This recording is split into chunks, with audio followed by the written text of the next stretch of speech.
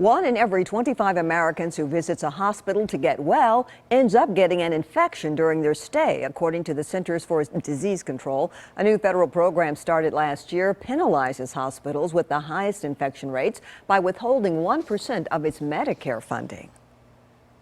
We found hospitals right here in Nashville penalized as a result of something called hospital-acquired conditions. Scripps national investigative correspondent Mark Greenblatt shares how hospitals are being held accountable. Greta Houston feels lucky to be alive. I got a serious infection from a simple procedure. Back in '99, she needed a bunion removed from her foot and checked into the renowned George Washington University Hospital in D.C. Days after her procedure, she registered a 104-degree fever and was rushed to a different hospital. You spent 10 days in the hospital as a result of all this? I did, and I had antibiotics pumped into my veins every 8 hours. Why was that necessary? To save my life. Houston sued George Washington, blaming the infection on negligence during surgery. The hospital denied fault but paid a small settlement back in 2004. 15 years later, the government is finally cracking down on hospitals in an effort to reduce infection rates. Now, GW is on the first ever list of hospitals penalized by the federal government for having too many hospital-acquired conditions like blood or urinary tract infections. It's just appalling.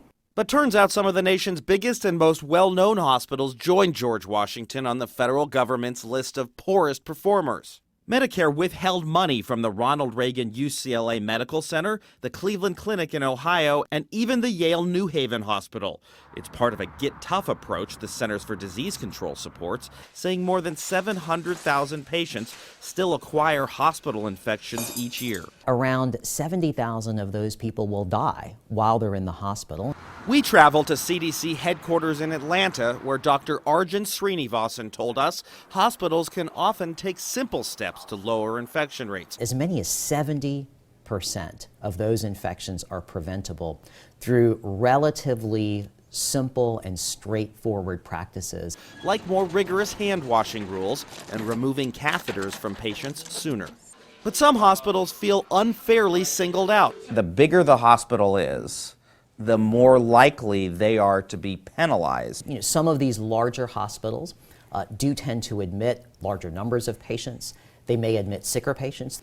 But I think an important message to note is that there are also some very large hospitals with extremely low infection rates. And just because you're a big hospital doesn't go hand in hand that you have to have a high infection rate.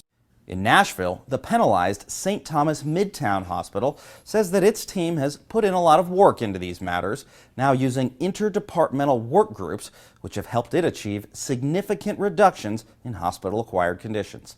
Mark Greenblatt for the Scripps National Bureau in Washington.